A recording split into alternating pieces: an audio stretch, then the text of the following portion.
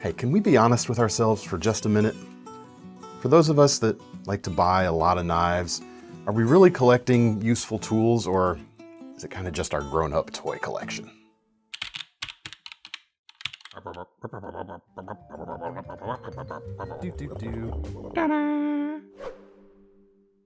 Hey everyone, David C. Anderson here, coming at you from the KnifeCenter, and welcome to episode 263 of the knife series, where I answer all your questions, sharp or dull. What we do is we pull your questions from the comments, try to answer them as best we can, and Thomas behind the camera makes snarky comments. So if you've got a question, drop it in the comments for consideration.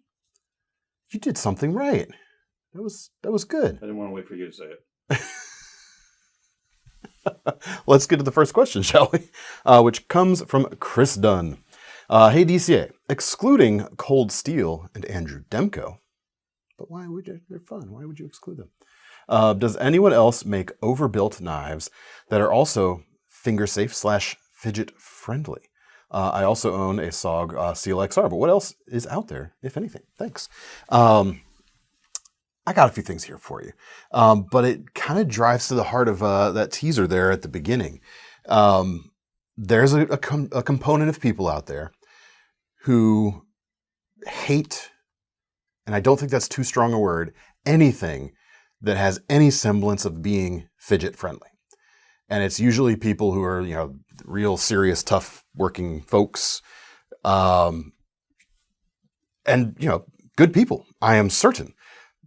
Not sure why they're getting upset about people who like things that, are fun. But anyway, not coming after you people, but can you have it both ways?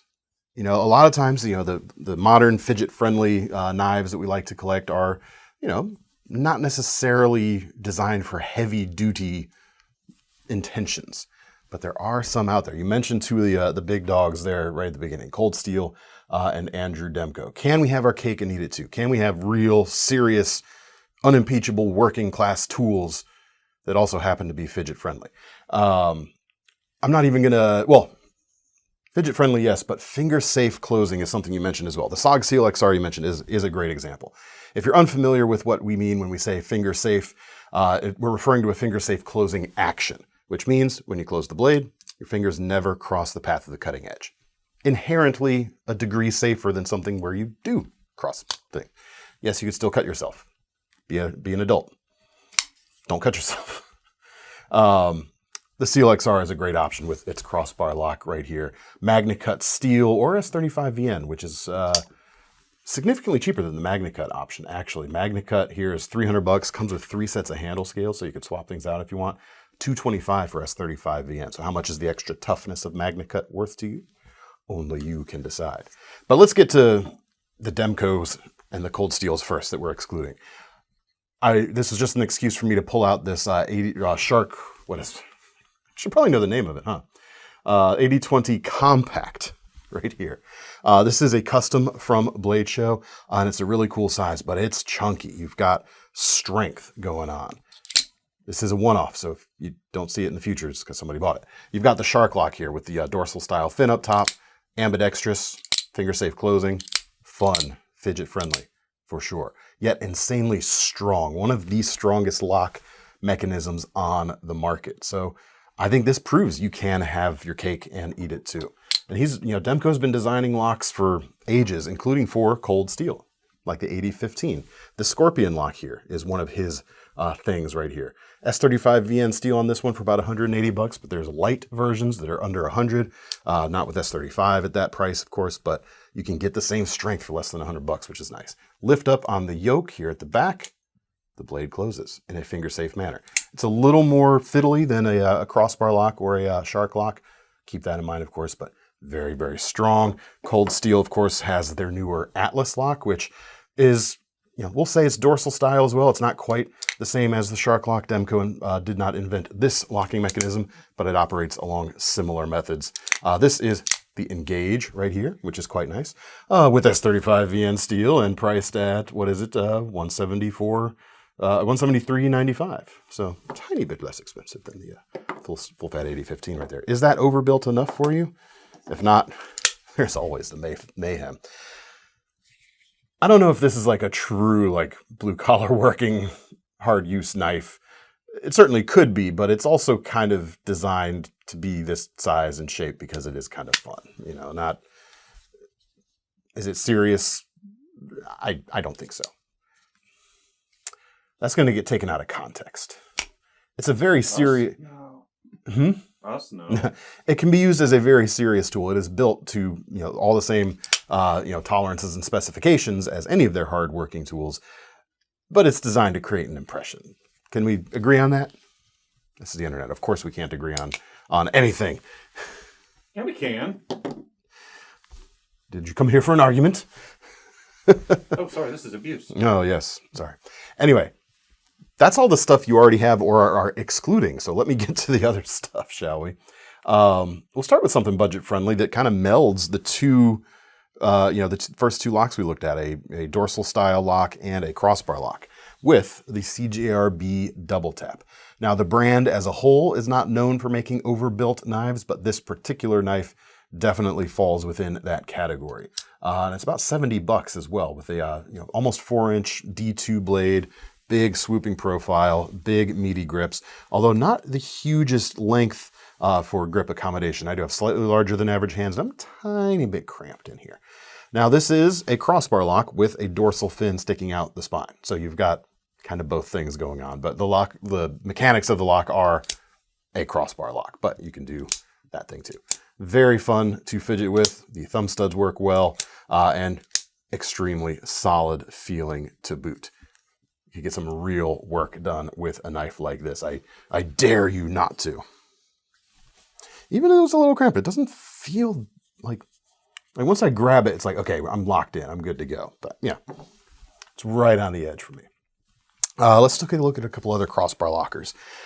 Zero Tolerance, of course, well known for big, beefy, overbuilt knives, but typically, or at least they are most known for their frame locking knives, which, to unlock those, you go like this and move the blade. So it is not a finger safe action.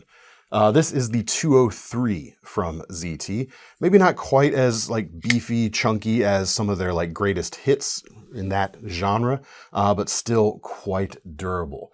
$304. You've got a 4-inch M4 blade, very tough, of course. Full length liners there for plenty of strength.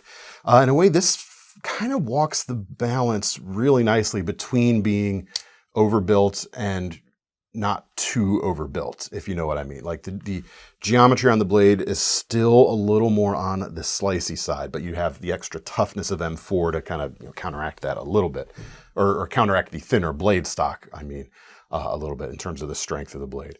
Really nice, really smooth, like buttery smooth, man. Really, really nice. And a natural competitor to the Benchmade Adamas, which you can see right here. Tiny bit smaller, tiny bit more expensive. We're about a 3.8-inch blade, 325 with crew wear steel, and very like military inspired aesthetics. At least that's the way I have always seen this knife. It's sort of like the Gerber 06 Auto, but if it was made by Benchmade instead. And they do have an automatic version of this as well if you want that. And the autos actually come with a secondary safety, giving more strength to the lock, essentially. But again, nice and smooth. You've got the toughness of crew wear. The edge here, we're dealing with a saber height flat grind, so it's a little less slicey than the ZT we looked at. A little more of that kind of overbuilt chunk to it. Take your pick. The smaller version, the Mini Adamas, despite being a 3¼ inch blade, still feels on that overbuilt side a little bit. Not as much as the full size and not as much as some of the earlier knives, but if you need a smaller knife and you want that kind of feel, the Mini Adamas certainly works. This is one of the more expensive ones, with Magna Cut steel and carbon fiber handles, about $375 for this one. Also available as an auto, not available as the full size, however, only on the Mini. Last one, lock to talk about. Rewind a little bit. There are other makers doing like dorsal style locks, like the Sneck Super Lock. Sandrin, We Knife Company use that. There's some other things out there, but none of them kind of lean into this like heavy overbuilt thing. Another lock, though, that you could check out is Spyderco's compression lock. Now, not all knives that they make with the compression lock are going to fall into the overbuilt category, but the Shaman is often regarded as one of the hardest use Spyderco folders out there.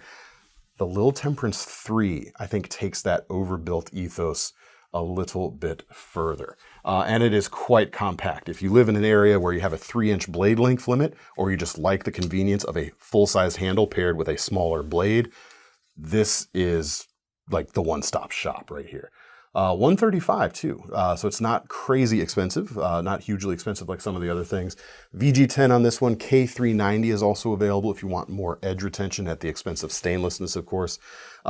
Despite plastic handles, I will stand by that this is a hard work knife. Is it overbuilt in the handles? Some might argue not so. I definitely would argue the blade falls into the overbuilt category, and the handles are plenty tough in my opinion. Really, really nice.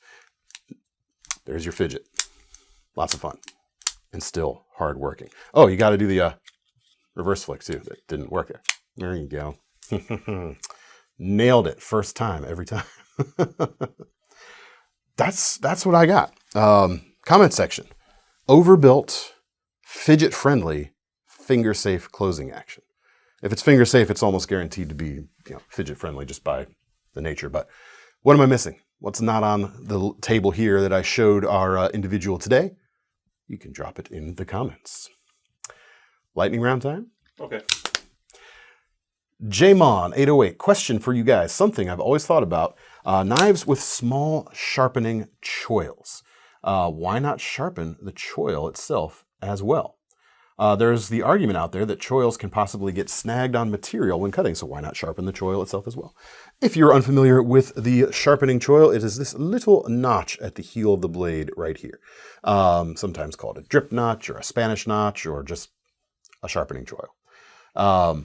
The purpose of these, bloodletting things aside, primarily is sharpening. It allows you to very conveniently get to the back of the edge or get the full edge on the stone without any of the plunge grind kind of pushing things up, so you can sharpen the whole edge evenly without introducing waviness to the edge or a smile or anything like that. But yes, cutting fibrous things, if you go too deep, or plastic, anything like that, things can get snagged right here. So some people don't like them. I get that. Why not sharpen them? Why not sharpen them? Do it. If you were to, essentially treat that as one serration and give yourself a sharpened edge there, you would still get the benefits of, sharpening on a stone without, introducing those wibbly wobblies that we talked about. And it could solve a lot of those snagging issues. I actually had a knife.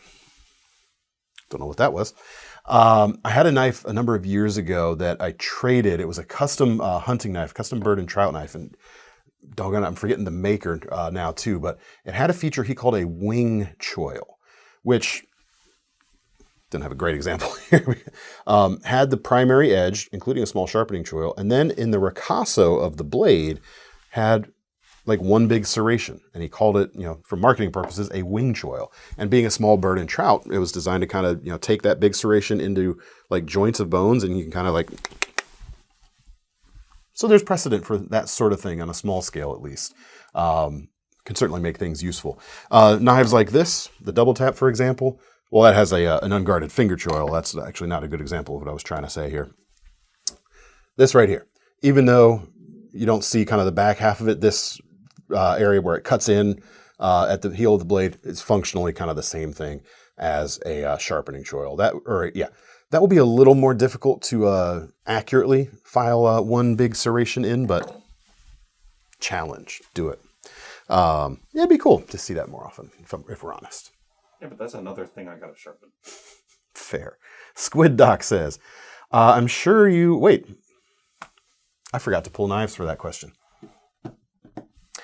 We'll have to bring that question back next week. I apologize. I thought it was a little light on the list of knives I pulled for the episode today. Well, I'll use the second part of his question. I also wish that Benchmade would make the full-size Adamas and Magna Cut because the Cruer one I have is the only pocket I have that has survived me, but living by the ocean in Alaska, that corrosion resistance sure would be nice. I'm not quite sure why they haven't. You have any insights? Despite what may be believed in certain circles, we often don't have a ton of insight into why companies make product decisions. But I can tell you, they almost always revolve around money. Is that some big secret? No.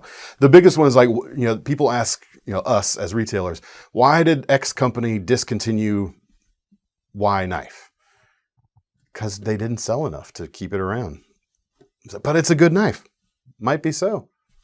You guys didn't buy enough. Or the manufacturing changed and they couldn't do it anymore. There's that too. That's a less frequent reason that things get discontinued, but a valid one. Someone broke something. Someone broke something.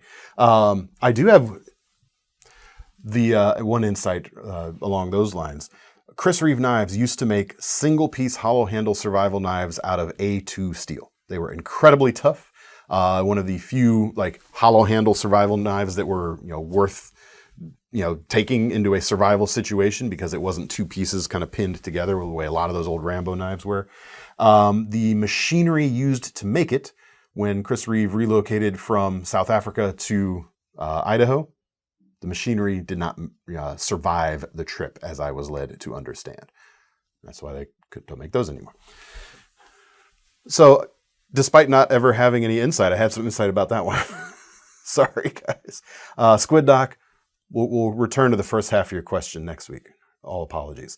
Well, now we come to our finalist question of the day, which is, of course, our most seriousest question of the day. We take it most seriously. Blood Groove Knives asks, he's so full of it. Hey, DCA, I have two most serious and urgent questions, and greedy too. Two? Oh, man, this guy. With all the hysteria around AI and reports of humanoid robots turning violent, 1, what knife should I get to protect myself from Terminators? And 2, what knife should RoboCop carry? Serious answers only, please. The fate of humanity is in your hands. Well, I don't know that we can trust RoboCop. Well, we're not going to get into that today. That's a whole other can of worms or bucket of bits. I don't know. Must look joint. What you actually need, the AI is not so scary. The AI robot's not so scary right now. What you need is a multi-tool with microbits and a can opener. Because just tin opener, random thing. I would recommend something very subtle like this, the Roxxon Flex Companion Mini, or Mini Flex Companion, because you could get close to the robots without them expecting you. Pop out the tools you want, which, remember, these are modular. You can swap implements out. We sell them individually and put what you want on there. But the Mini comes with what you need for this particular can of worms. Can opener around the skull. Great. Now you can get at the inside stuff where you will utilize the micro bits to, very carefully disassemble. Or uncarefully. Or, yeah. Doesn't matter. Yeah, you're trying to disassemble. Could be in a hurry. But get yourself some of the extra bits as well. And you'll have everything you need to take them down. As for what RoboCop should carry, he's already got that spike thing that comes out, Wolverine style, more or less. So the tactical side of the equation is covered. What he needs is just something everyday capable and handy for, everyday daily utility stuff, as well as self-repair, which means he'll need microbits and maybe a tin opener to, get at the part that needs fixing. Roxxon Mini Flex Companion for both answers. Blood Groove Knives. Change your name. That's all we have time for today, folks. Keep your questions coming, please, including your most serious questions. Drop them in the comments down below. If you have some alternate suggestions for our finger-safe, overbuilt, fidget-friendly knife questioner at the beginning, again, drop those below as well.